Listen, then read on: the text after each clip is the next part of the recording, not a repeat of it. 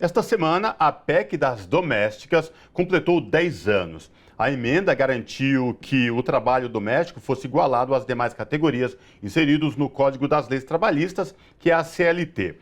A PEC permitiu que a categoria passasse a ter direito a benefícios como o 13º, salário maternidade, auxílio-doença, auxílio-acidente de trabalho, pensão por morte e aposentadoria por invalidez, idade e tempo de contribuição, entre outros.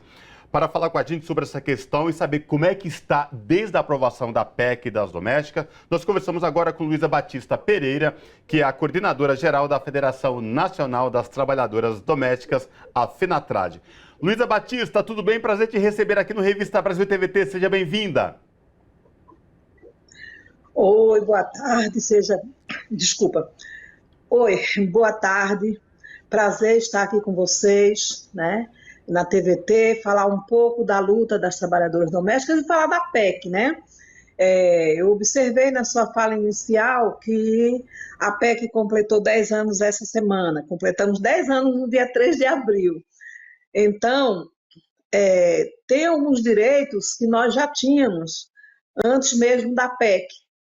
Por exemplo, a licença maternidade, aposentadoria por tempo de contribuição, aposentadoria por invalidez, 13º salário. E a gente tem que lembrar que esse ano nós temos algo bem importante também para comemorar, que é os 50 anos da Lei 5.859. Essa lei foi que nos permitiu ter direito à carteira assinada. Então, quando essa lei foi aprovada, a gente conquistou o direito de ter a carteira assinada, mas a gente só podia ter a carteira assinada, a previdência social e 20 dias de férias.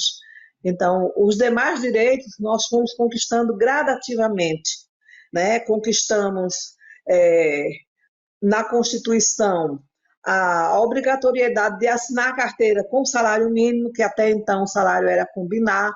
Conquistamos o aviso prévio, o 13º salário, os 20 dias de férias foi consolidado, conquistamos também a licença maternidade e o vale transporte. E ao longo dos anos, né, tem mais de 80 anos, a nossa luta é anterior à CLT, então ao longo dos anos nós fomos conquistando gradativamente até chegar na PEC. E em 2006 conquistamos a Lei 11.324, que nos garantiu feriados, férias de 30 dias com salário mais um terço, a proibição dos descontos de moradia, alimentação e materiais de higiene, porque até então alguns patrões descontavam e quando a trabalhadora procurava a justiça para ser ressarcida desses descontos, o juiz dizia que não tinha nada na lei falando, então alguns juízes progressistas determinavam que aqueles valores descontados fossem ressarcidos. Outros não. Então, a Lei 11.324 garantiu isso, além dos feriados. E aí, avançamos mais e mais, e nessa de nós avançarmos mais e mais, a gente conseguiu chegar à Convenção 89, né, que foi aprovada em 2011, a Convenção 189, e aí, em 2013, no mês de abril, foi aprovada a nossa PEC, que é a PEC 72/2013, mais conhecida como PEC das domésticas. E aí eu gostaria de perguntar à senhora sobre as questões ainda que podem avançar. Por exemplo, um direito que ainda não está igual para as demais categorias é referente ao seguro-desemprego, por exemplo, que os trabalhadores domésticos têm acesso apenas a 3 meses e não a 5 como outras categorias. Mas, para além disso, gostaria que a senhora falasse das outras bandeiras de lutas e outras reivindicações que a categoria ainda tem. Bem, você já citou a questão do seguro-desemprego, que para nós é uma discriminação. Exemplo, se outras categorias trabalham, quando são demitidos, tem 5 parcelas no valor máximo permitido do seguro-desemprego, no valor daquele salário que recebia. No caso de nós, trabalhadoras domésticas, é apenas 3 parcelas no valor de um salário mínimo nacional, mesmo que o contrato de trabalho seja um valor maior. Então, isso a gente viu que é discriminação, que é desigual. Então, tem também a questão dos feriados não, dos atestados médicos.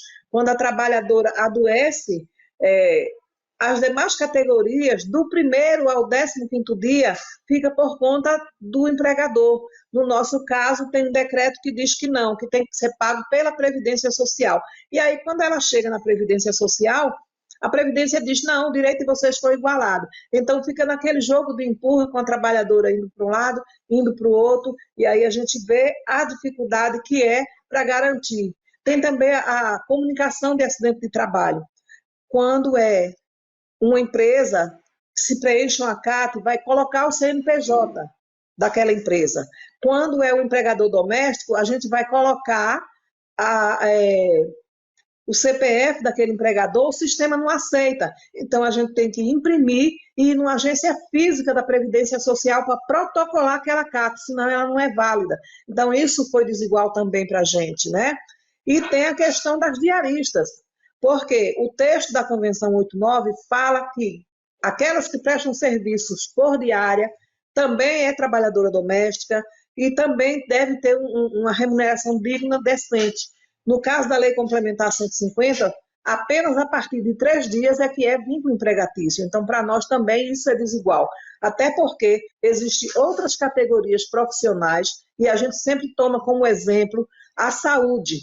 Um profissional da área de saúde, ele tem um contrato de um dia, um plantão de um dia numa clínica ou no hospital, e ele tem aquele contrato formalizado, e nós não temos. Então, isso também é luta da FENATRAD, além de outras pautas que nós temos, né, principalmente agora com o governo progressista, ainda bem, né, nos livramos, né, de um desgoverno que levou o país a uma destruição. Então, agora, a reconstrução. Nessa reconstrução, nós queremos estar inseridas e estamos também com uma pauta referente ao aumento de creches, que é um direito da criança, e muitas trabalhadoras não têm com quem deixar os filhos, escola de tempo integral, retomada de um projeto chamado TDC, Trabalho Doméstico Cidadão, que era a elevação de escolaridade da trabalhadora doméstica, além da qualificação profissional. Eu mesma sou fruto desse projeto. Então, a gente também está buscando retomar esse TDC. E aí a gente tem uma pauta bem extensa, mas claro que a gente começou já a dialogar, né? Na terça-feira tivemos uma sessão solene promovida pela deputada Benedita da Silva, e em seguida, à tarde, nós tivemos uma reunião com a ministra Cida Gonçalves, que é a ministra das Mulheres, e aí a gente apresentou essa pauta e ela se comprometeu que sim, que buscaria junto ao presidente Lula, inclusive nos atender e ouvir as nossas reivindicações. E claro, agora a gente tem expectativa, tem esperança, porque a união e a reconstrução está acontecendo. Luísa, durante a pandemia, os trabalhadores domésticos foram muito afetados por conta da emergência sanitária. Como é que está hoje a situação e futuros, né? Passamos essa pandemia, como é que está a situação hoje dos empregados domésticos em todo o país? Bem, a situação dos trabalhadores e trabalhadoras domésticas está bem difícil, porque muitos perderam os postos de trabalho. A primeira morte por Covid no Brasil foi de uma trabalhadora doméstica. Nós não sabemos a quantidade de trabalhadoras e trabalhadores que vieram a óbito pela Covid, se essas trabalhadoras estavam com contrato formalizado. Então tem a questão dos órfãos da pandemia, como estão vivendo os órfãos da pandemia, né? E aí hoje a gente está vendo que timidamente está voltando, os empregadores estão voltando a recontratar. Por quê? Porque se aumenta o número de pessoas trabalhando, né, e muitos que nos empregam são classe média, também trabalham, também tem que ter um emprego. E muitos fizeram a rescisão do contrato de trabalho exatamente porque perderam seus postos de trabalho, não tinha como manter a trabalhadora. A partir do momento que essas pessoas voltam a ser contratadas, com certeza volta a colocar a trabalhadora doméstica no orçamento familiar. Mas, ao mesmo tempo, a gente tem uma realidade de formalização dessa categoria que é de 1 para 4 trabalhadoras, né? A cada 4 trabalhadoras, uma tem a formalização, e aí tem os vários problemas que você já colocou de não se entender uma jornada de 3 dias por semana como algo que tem que ser formalizado. E como também lidar com as pessoas contratantes. Você já bem colocou, boa parte delas são classe média, que também são pessoas trabalhadoras. Como que é essa relação também trabalhador e empregador, como é esse diálogo sobre essas condições de trabalho? Bem, as condições de trabalho é que é complicada, né? Por quê? O empregador contrata verbalmente, muitas vezes, né? E aí não formaliza esse contrato de trabalho, que deveria ser formalizado com 48 horas após o contrato. Então, a gente fica naquela situação de dizer que, mesmo após 50 anos do nosso primeiro direito, nunca tivemos sequer um total de 40% de trabalhadoras formalizadas.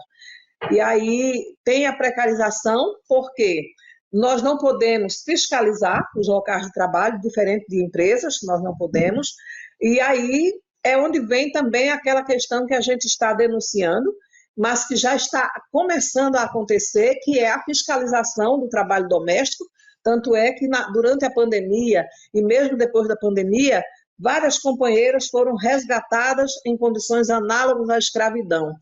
Pela dificuldade prevista em lei, que não pode, a Constituição prevê que a gente não pode ir nas casas, e até mesmo os auditores fiscais, mesmo que eles recebam a denúncia, eles têm que pedir formalmente autorização para ir até aquela residência, né?